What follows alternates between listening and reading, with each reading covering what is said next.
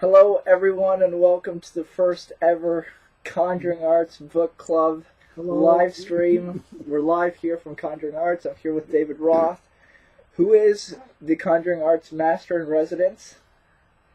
And today we're going to talk about Money Magic by Will Blyth. We're streaming online on Facebook, and we'll also put up another video, a version of this that we're recording up on YouTube shortly. But first, let's introduce the book. What is this book, David? Money Magic by Will Blyth. Came out in 1926. It's an old book. It's just on money magic, which is unusual to have a book that specialized from way back then. It's in this plastic sleeve, and I'm going to leave it in there because the book is quite fragile and the pages are a little bit dried out. But we can talk about the book, because I really had a lot of fun reading this. We can start with the front cover right there, the cover illustration. That, which is in the book, is the multiplying coin tray. And it's always great to see items that are still sold today available in really old books like this. But there it is. You know, it's a trick coin tray with a concealed slide on the back of the tray that'll hold, let's say, 3 or 4 coins. It's like a flat tube. And excuse me, you ask a spectator to count some coins onto the tray, like 10 coins or so. You ask them to cup their hands. This is on the back? This is what they're showing? Oh, they're selling it. Well, there are all kinds of ads on the back, all sorts of things. Oh, sorry. Right, but... Oh, this is what's on the front. Sorry, yes, that's what's on the front. This is on the cover of the book. Okay, let's not expose it. They have to read. They have to read to figure out the secrets. But one thing I will say about this cover, you guys probably can't tell, but if you look at the PDF, which is free on Conjuring Arts right now, you can download the PDF for free. It really is a beautiful cover. They used to make these books really beautiful. The artwork is amazing. It's just great, and the illustrations throughout the book are like this. Now, as to what's in the book... So this book came out in 1926, and we're going to slowly... Well, not too slowly. We're not going to go over everything, but there's a couple interesting stuff in it. Came out in 1926 in London. By Will Blyth, who was a member of the Magic Circle, which is a club that has been around since like 1907, 1908, and they still exist. The book is in several sections. There are coin tricks, and there are coin puzzles having to do with adding up coins, the number of coins. There are tricks that use, stop right there. Yep. There are tricks that use thread as a secret aid. And what's really interesting, because it's always great, like I said, to find the things that are still being sold today in very old books. Now, this is interesting. So we're sort of going through the book. We have it up on our screen, and we're looking at it right now. The first trick in the book is called the Halfpenny Harrier, and it has what looks like an Okito box, which is what David was just doing his workshop on. But this isn't an Okito box, is it? No, it's an older model. We're on page 18, by the way, of the book right now, just looking at an illustration. It's simply a different kind of a box. It doesn't work like an Okito box. It's based on a completely different principle from an Okito box, but it allows you to show a coin, put it in the box, cover it up, and when you take off the lid, the coin is gone. And then you can recover the box, say the magic words, and the coin is back. And that's the principle. It only works with one coin at a time. It was made for what it was made to do. It's not as flexible as a coin box, an Okito box, which was around back then, but this is simply a different approach. This can be found in much older books than 1926. This goes back to the time of Professor Hoffman, possibly almost 100 years earlier than this book.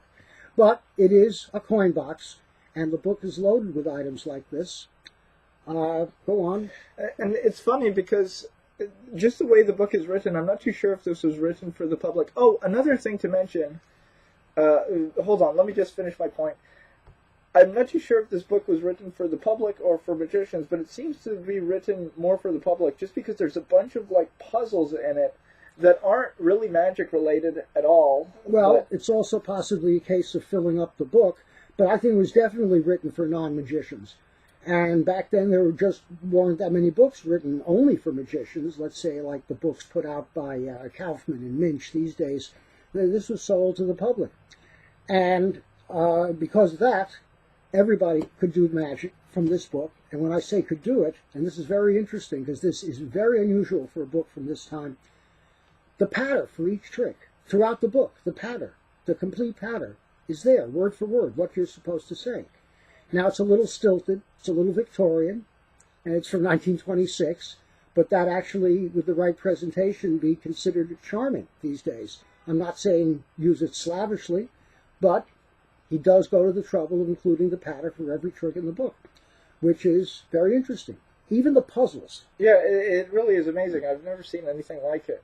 And it's funny, you know, oftentimes you hear people recommending not to follow stuff straight from, you know, the way that it's published, the presentation and stuff, but it really is useful when you're learning this stuff and you want to perform something for the first time to have the complete pattern, literally the whole presentation. At least it gives you an idea of how somebody else might do the trick. Stop right there. Good. So now I'm sort of just scrolling through and we're looking at stuff. We stopped at a trick called the Mysterious Flight of Coins, and it's this tray, and I don't know if we want to expose this. We're not really in the business of exposing, but how can we talk about this stuff? Very simply. This is very old, and tell the story that you saw a new guy, a modern guy, John Carney. Oh, okay, yes. We are going to try not to expose, because this may end up on YouTube. Well, it will be on YouTube. All right, so then in that case, all I'm going to say is this tray allows you to do a very mysterious trick. It is still being sold today. In fact, just a few years ago, John Carney used this and fooled everybody in the room at a very small convention. It's only by invitation, held by Bill Kalush some years ago. And this tray allows somebody to count coins onto the tray, one by one, let's say 10 coins. You ask them to cup their hands. You tilt the tray, just like in the drawing. The coins go into their cupped hands. You say, hang on tight. Now you take 3 other coins out of your pocket, wherever. You make them disappear, one by one, all at once. They're gone. You ask the person to open their hands, count the coins. They have 13 coins. The 3 coins have traveled across. The same kind of tray has been used with cards, with playing cards. And that's what John Carney used a few years ago and fooled everybody in the room. So, once again, something that's being used today, and yet it's in very, very old books, and it still works. And in fact, there's even a way of doing this, not with a tray at all, but with a book. Yes. With a book. And the coins are counted onto the page of the book, a hardcover book held open. Coins are tipped into the spectator's hand. You make the coins go just the same. Very clever. Other tricks are in this book, things that are almost a case of science that looks like magic. And this is one where you take a coin. The floating florin? The floating florin. It's an English book. And by the way, every one of these tricks in the book, they're named like the first letters of each word is the same. So you'll have the sprightly sixpence, the floating florin, the halfpenny harrier. Like there's a... Listen, that's all Will Blyth. Don't blame the trick. That's just what he decided to call these tricks.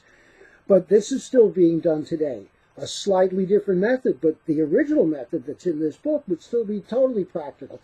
And it's a trick where you borrow a coin, and you have a glass of water, so it's a perfect trick to do at a dinner table or at a restaurant. And you drop the coin onto the water, and it floats. It's that simple. It's just floating flat on top of the water. Then you take it off, you wipe it dry, and you return it to the owner. And that's in this book as well. I think they also let you the spectator try, and the spectator fails. I'm not too sure. I don't remember. Oh, this is funny. The penny and the potato. Because again, the coin vanishes from a matchbox, from a wooden matchbox. This is a funny trick. I don't know if it really makes sense. It doesn't matter. It makes as much sense as a coin in the ball and nest of boxes. It's a coin in a potato. You borrow a coin, you have it marked, you put it inside a matchbox. Then you're able to shake the matchbox around. Then you balance the matchbox on a potato. Yeah, you put the box on a potato like that, and you show that the coin has vanished from the matchbox. You take a knife, you start carving the potato, and sure enough, the actual coin, which has been marked, very important, is in the potato. And if you like, afterwards, you can serve the potato to your audience. Yes, that piece of business they left out of the book. They left it out, but that's how... Now, that's a very clever one. This is a very clever gimmick that could be made and used today. Matter and through matter? The effect is that you take a derby hat, that's the illustration, a derby hat. Oh, this is interesting. And you push a coin halfway through the crown of the hat. Halfway through, so they actually see one half of the coin sticking out of the crown of the hat. So that's the first effect. Then you turn the hat mouth up, put it on top of a clear glass, take 2 coins, drop them into the hat with a little force, kind of throw them in, and one of them goes right through the hat and lands in the glass. And this is the kind of trick, you can find the same trick in the Nate Leipzig book. Instead of a hat, it's a deck of cards into a glass, but it's the same effect and very similar method. And one thing to mention about this book is every single routine, I may be mistaken, but it seems like every single routine you borrow all of the props. Just about, you can. You ask them to borrow the hat, you ask them to borrow the coins. Stop right everything. there. Oh, this is interesting. Well, this is something that you couldn't borrow, but you could easily have it made. In fact, you can find this trick in a much older book than this. We're looking at a trick called the gimlet. This is a trick, and there's a variation in my book, where you simply borrow a coin, and you push your finger right through the coin. Right through the coin, let everybody see it, and then you pull your finger out, and the coin is restored. This is a trick that I do to this day. I have sold it. Other magicians have sold it. It's a perfectly good trick. Money magic. Will Blyth. Keep going. Great. Oh, and also, hold on. Before we get off this trick, I believe that the author makes a note, a distinction, in that many people perform this effect and then they hand out the coin with the hole in it to be passed around, but he doesn't do that. The author of this book doesn't do that. Once he retrieves his finger from the hole in the coin, it's whole again, and he hands it out immediately, and people can see that it's solid, which is really interesting, because he notices that the version of the coin, stronger. There is a version that's sold to this day, and it's called the realistic karate coin. It's kind of the generic name for this trick, which I popularized after finding it in an old book. But they do make a coin where it looks like your finger has gone through it, but the edges are turned back. So it looks like you've really penetrated the coin in a physical sense, not so much a magical sense. And that coin you're supposed to leave with the spectator, or at least let them look at it, because it really does have a hole in it, a jagged edge hole. Or you can do it the regular way, which I think is more magical. In either case, here it is, once again, in a book from 1926. 1926. Almost, what is that, 90 years old today. Stop right there. Okay, now so this is really interesting. This is called the Matchbox and Pence trick. This is a perfect example of a trick that's still being sold today, and people have redesigned it.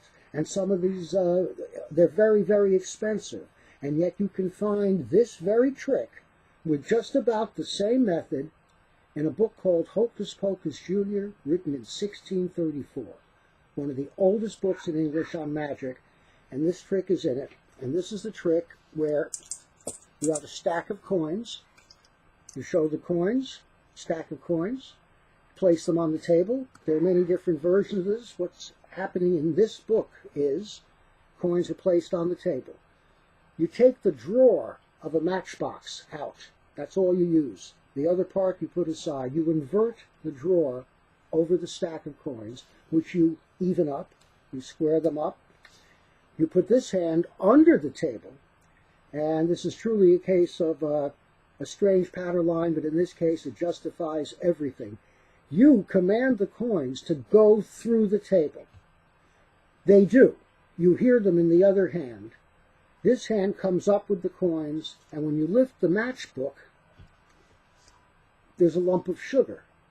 And the suggested pattern line in the book is, as the sugar is revealed, oh, isn't that sweet of the coins to go through the table as I requested?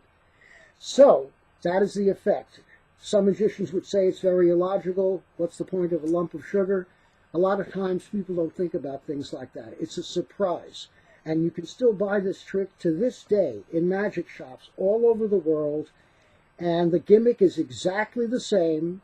Usually these days, when the stack is lifted, there's a stack of pennies inside or revealed. But it can be any small thing. So, very interesting trick.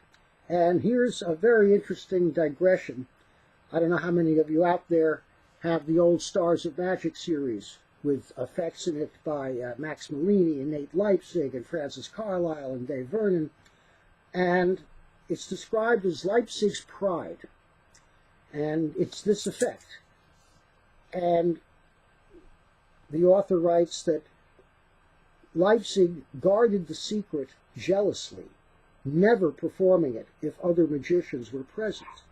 Now, this trick was already very old in Leipzig's time. This trick had been around since 1634, and it keeps on appearing in magic books. So, in other words, magicians knew the secret. So what was Leipzig guarding? Why did he not want to have any magicians around when he did this trick? Perhaps he had a wonderful presentation. He had some wonderfully charming presentation that he didn't want to have stolen by some other magician. That's one theory. Mike Gallo, good friend of mine, very fine coin handler, he came up with a very interesting theory as to why Leipzig wouldn't do this if other magicians were around. In all the other versions of this effect, the stack of coins goes through a table. And Mike Gallo thought that perhaps what Leipzig came up with, which is the way Leipzig did it, was the idea of putting the coins on the back of the spectator's hand and letting the coins fall through the spectator's hand into an ashtray or a dish. And that certainly would be the kind of touch that you wouldn't want other magicians to see. So I was very intrigued when he told me this theory. I called John Carney, very, very fine magician, very good friend of mine.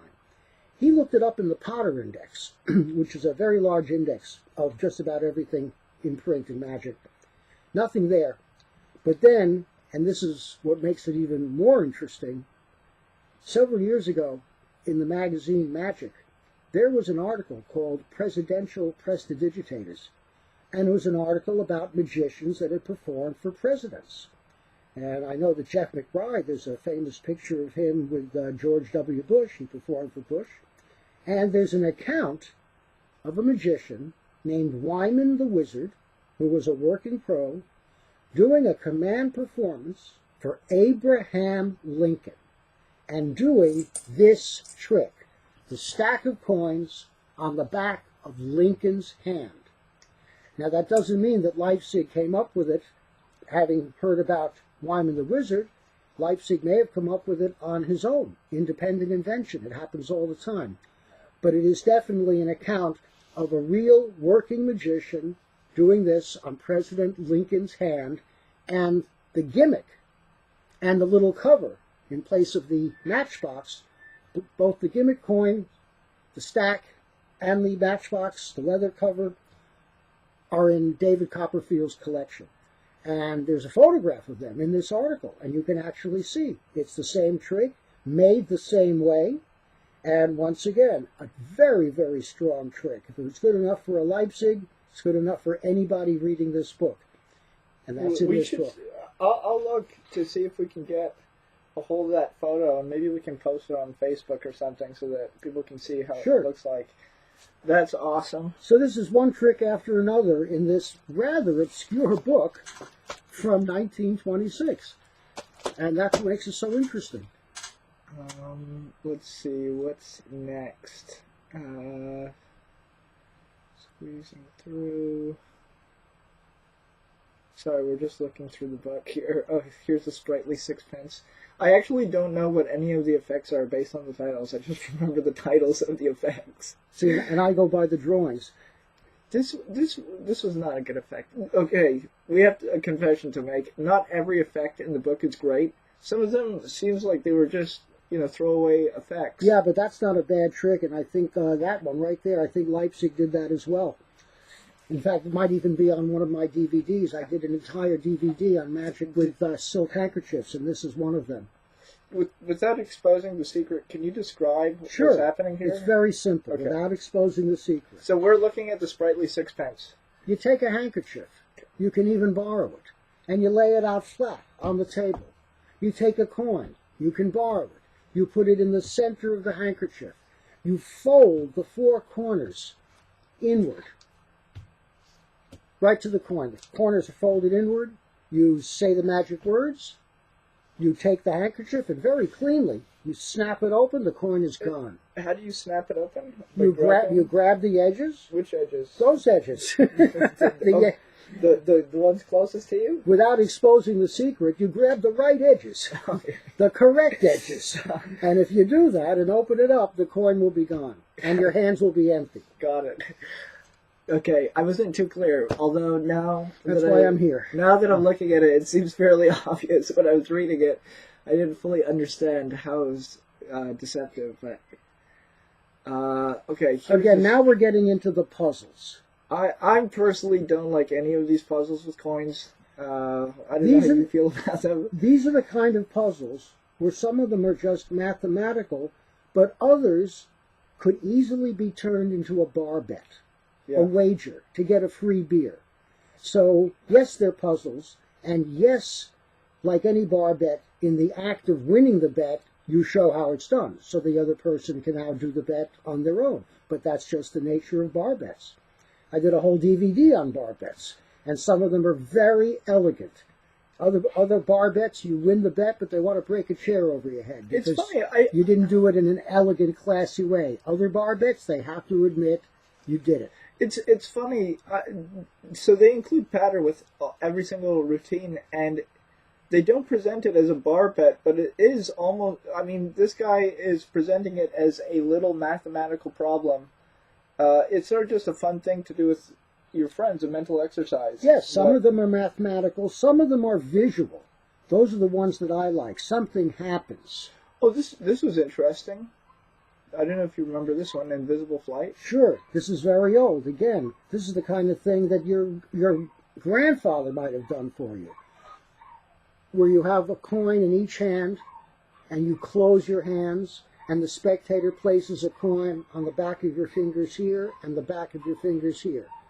These are dropped to the table and replaced. Only this time, you catch both coins in one hand. Well, you catch them in both hands. Yes, in both hands. See, I read the book. And when you open your hands, one coin has traveled. There is now one here and three here. Again, it's a trick with no real ending. Only one coin travels, but still, it will fool somebody who doesn't know the trick. It's the kind of thing that you might see some kid do in a schoolyard. It's in this book. I actually like this trick. But I agree with you that I don't think it's finished, but it's interesting, regardless. Well, the book is full of things like this. They're interesting. Yeah. This is another one, turning the tails. This is whether a coin that you can determine without looking whether coins are head side up or tail side up, let's say under a piece of paper or a handkerchief. And it's slightly mathematical, but with the right presentation, this could be a very, very entertaining trick. I think there's another one like this, odd or even. Yeah, keep going. Yeah. Oh, this is, you remember this? Yes, again, perfectly good trick. These are the days. The elusive sixpence. Yes, they didn't have matchbooks yet. It's 1926. They had matchboxes. And this is a trick that's actually very clever. If you have a matchbox and the drawer is inside, okay, it's there. You don't get rid of the drawer. You have a matchbox. You take a coin and you spin it on the table. You give it a good hard spin. If you bring the matchbox down on it, the immediate effect is that the coin disappears, because when you lift it, the coin isn't there. Now, this is a very simple trick, and you can't turn the matchbox over. But for a quick visual, now it's gone, here it is. Right. And it's impromptu. It's good. What's this next one? Stop. Oh, this is fun. I actually like this. This is called Rapid Revolution. Well, it's like a barbet. Sort of. This could be a lot more, because I tried to. He actually describes something that I tried to work out. Does it work? Well, it does work, but that's not what I was trying to work out. Okay. I wanted to finish. What you can do is, if you can take a coin, and if you have two short pins, like the kind of pins you get at a dry cleaner, you can pick the coin up. If you put the pin here and here, and you're holding, and you can lift the coin up between the pins, and now if you blow on the coin, it will spin. It will spin so rapidly, and he points this out in the book, it looks like a steel ball. It spins that smoothly. Does it actually go that fast? Absolutely. And I tried to work out an effect where you would do this very thing, blow on it, it spins, and when you release it, it's a steel ball. I thought that would be a very visual trick. Never came up with a method. I wanted it to look very clean. But it's a wonderful idea for an effect. And it's in this book. Wow. And even he mentions it does look like a steel ball. I need to see it. I didn't know if it worked or not, but that's great to know that it works. Scott of York made for me. He's the same guy that made a lot of the props that I use. They're one-of-a-kind props. I've used them to this day. He made some coins where he drilled, because he was a master metal worker and had a lathe. He drilled a little pinhole there and a little pinhole there. So it made the trick for me much easier to pick up the coin. But it didn't solve the spinning ball problem. But even in the book, you can do it just with a regular coin. Pick it up. Takes a certain delicacy of touch. But when it starts spinning, it's actually very interesting. Your idea for an effect, by the way, turning it into an actual steel ball, is very beautiful. Well, it would be if I could ever really get a decent method. There's the same thing. So, sorry, I'm going to let you continue. Well, I just show an illustration where the coin is between the pins, and you can lower it onto an inverted teacup and let it spin on the bottom of the cup. You then remove the pins, and it'll continue spinning on the cup. No, but this is presented, if I read it correctly, as a bet. So you show somebody that you can hold the coin between these two pins, and you can blow it, and it will spin. And then you bet them that they can't do it, and they do it. And then you said, well, you can do it, but I bet you can't do it on top of a teacup. And you take the teacup and you turn it upside down, and they do it again, this time over the teacup. But because the teacup is upside down, you say, no, sir, that is not quite good enough. You have not managed to do the trick. You were asked to lift the coin to the top of the cup, but you have only succeeded in placing it upon the bottom of the cup. Now, this is the kind of bar bet where they want to break a chair over your head when it's over. Yes, you won the bet, but not in a very elegant way. So you will see that it will be necessary for you to climb a little higher if you wish to be successful. And then that's, I think, when you get the chair over your head. Solid through solid. What was this effect? 2 coins are borrowed. No, this is simple. This is straight slidini. Oh, yes, it is. This is straight slidini, and here it is in 1926. It's a simple effect. You have 2 coins. You're sitting at a table. You pick them up. One hand goes under the table. One hand stays on top. The coin goes through. You hear it arrive. Coin through the table. And it's called solid through solid. Yes, because the coin and the table are both solid. That's great. And actually, it's funny. I had never thought that move was published so early. David's getting a call. It's okay. Just because the movement is very similar to what Slidini was doing. Blindfold detection. This is a great trick. This is a very clever trick, and I've even heard of people that can do it with 2 coins. But first I'll explain the effect. 2 coins okay. First I'll explain the effect. The effect is you have a hat, which can be borrowed, and a bunch of coins. Which can be borrowed. The number really doesn't matter, but like at least half a dozen. You go around the room, or somebody goes around the room, collecting them on a plate. Continue. Okay. The plate is important. I just didn't want to leave it out. Here's the important part.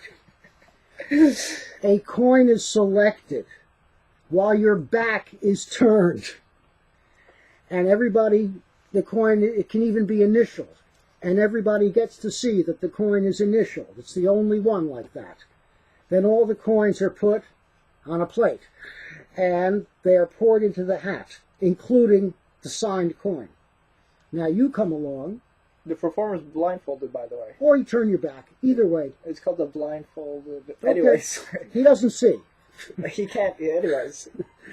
And he reaches into the hat and he rummages around and he comes out with the marked coin. Very clever trick. Very subtle method. And I'm not going to reveal the method. Without revealing the method, there was a performer, who was it that you were telling me that not only did this with 2 coins, but they did it with 3 coins? Is that Mellini? I've heard that it can be done. Theoretically, it can be done, except you really have to be on top of the trick and know what you're doing. Who was it? It sounds like the type of trick Mellini would do. A trick that takes a lot of brash. Or maybe I read it.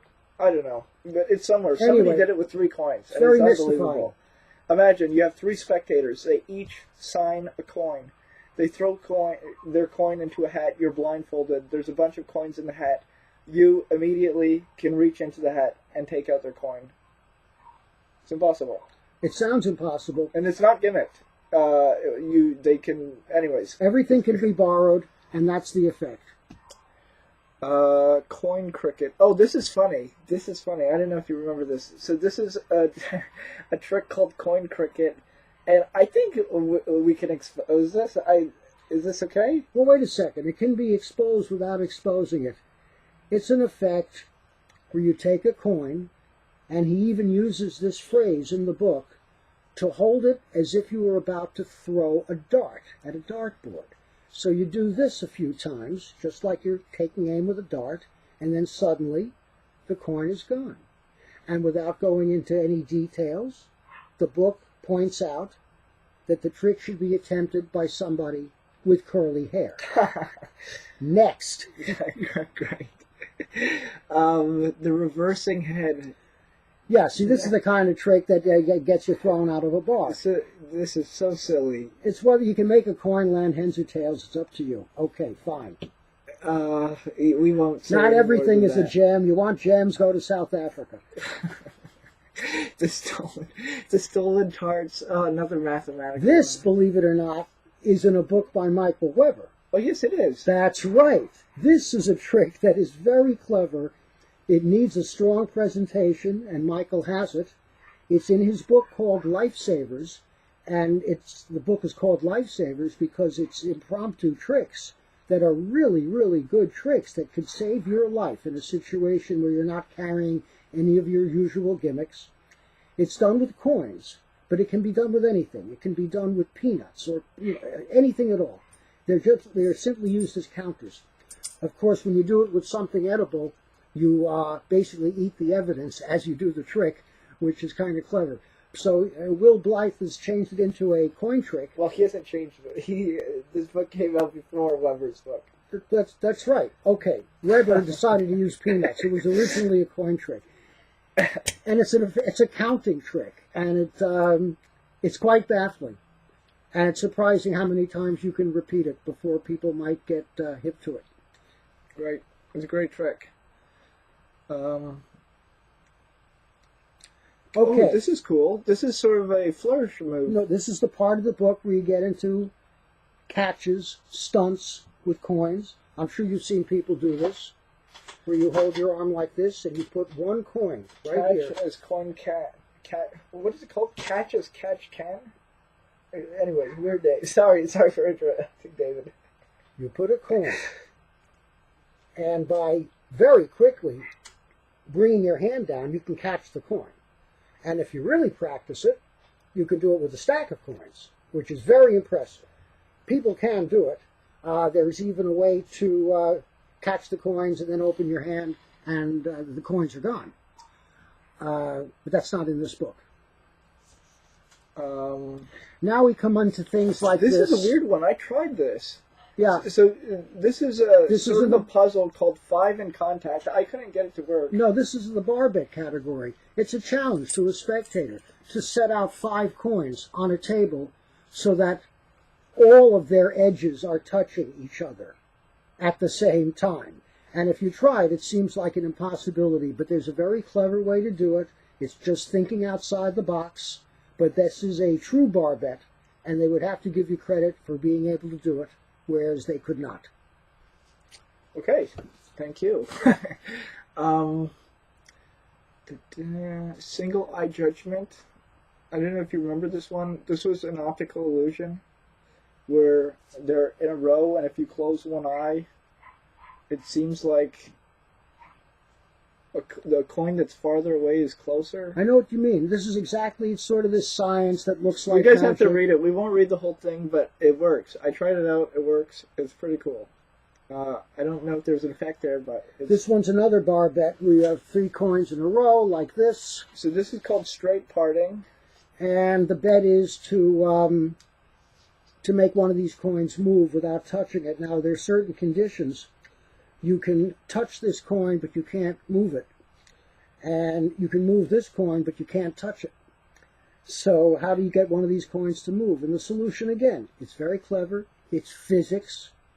It's the kind of thing that you might see in a science class, but it does illustrate a certain point about inertia and momentum, and that's in the book.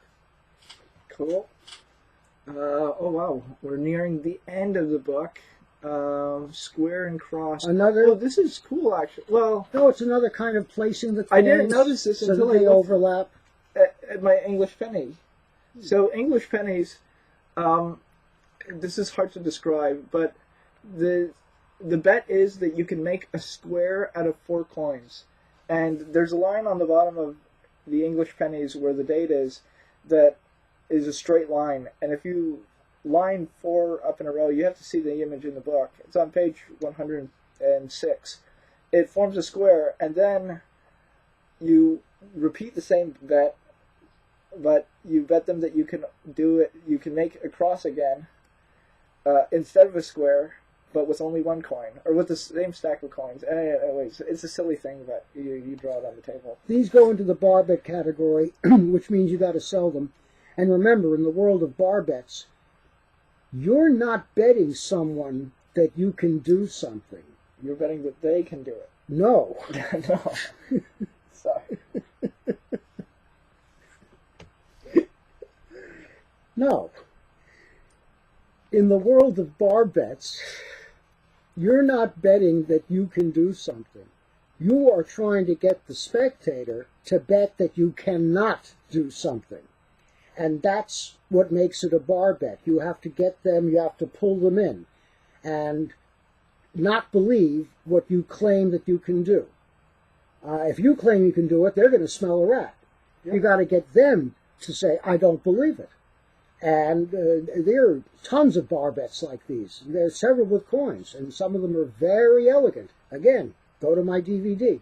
It's all on bar bets and stunts and catches. So, that's another one. Do you remember this one? Keep going. We'll skip it. No, this is all coins and patterns. Oh, this is funny. The camel and the needle. You remember this? Yeah. Again, it's a bar bet. It's a bar bet. I like the presentation of it, but... It's in Bobo, by the way. It's in Bobo. It's a cute thing. You guys should check it out. Well, it's very simple. You have a piece of paper with a hole that you have cut in the center. And the hole is a little bit smaller than the coin that you were using. If it's a quarter, the hole is a little smaller than a quarter. $50, smaller than a half. And the bet is... that you can pass the coin through the hole without tearing the paper. Or touching the coin. That's right. Pulling the coin through. So, you get people to challenge you on this. Let them try it themselves a few times. They won't be able to do it. And yet the secret is very simple. It really is a case of science. And you would win the bet. That's in this book. Right. Marrying the coins. Do you remember this one? I think I skipped it. Yeah, there's so many puzzles in this book. We don't have anything against puzzles, but, you know, David is sort of a sleight of hand guy, so... But I did do a DVD on bar bets and puzzles, and some of them are good, and some of them are not as elegant. This is a... Do you remember this? The traveling sixpence? There's 2 pennies around the glass. Oh, yes. Again, This is very good. Here's the bet. Here is the bet. Okay. You have 3 coins and a tumbler, a glass tumbler. This is actually cute. And you're doing this on a tablecloth at someone's home or in a restaurant. These coins are here. This coin, which is a little bit smaller than these 2 coins. It's not only smaller diameter-wise. Actually, I have a glass. It's okay. Oh, okay. It's okay. You don't have a tablecloth. No. Right. Remember, you have a tablecloth. This coin is slightly smaller, and it's slightly thinner than these 2 coins.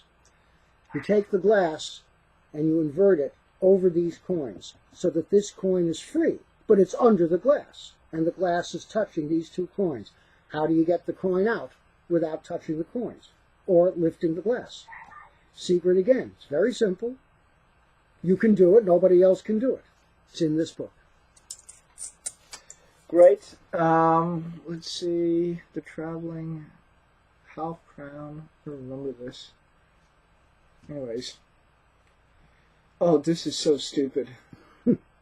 We're going to skip this. No, this is, they will break it. That was the last thing in the book. Yeah, they will break a chair over your head if you do this one. We won't describe it, but if you want a trick... No, it's a disclaimer. We are giving you a disclaimer. If you try this trick, somebody will get very upset. If you want people to hate you, just skip... Just don't read the book. Just go right to the end, read the last thing, and then just do it for everybody that you know, and you'll lose all your friends overnight. It's not a case of saving the best for last. Let's put it that way. Okay, I think that's the whole book, so that's pretty cool.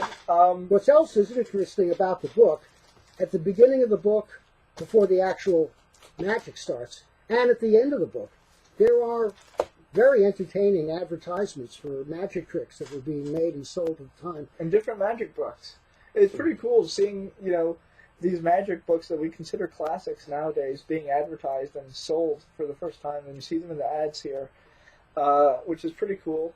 Another thing that's cool, and I was just reading the book about Survey Leroy, and some of his old posters with Thalma and Bosco, the early posters, they would show off how many coins and cards they could palm. And this was a part of their advertisement. And I'm assuming that most of the coin magic done in those days at a high level was on stage. What was close-up magic like then compared to now with all the stuff that you and other people have created? Well, there was very little what we call close-up magic back then, because most performers did work on stage, like T. Nelson Downs and Alan Shaw and Arthur Buckley.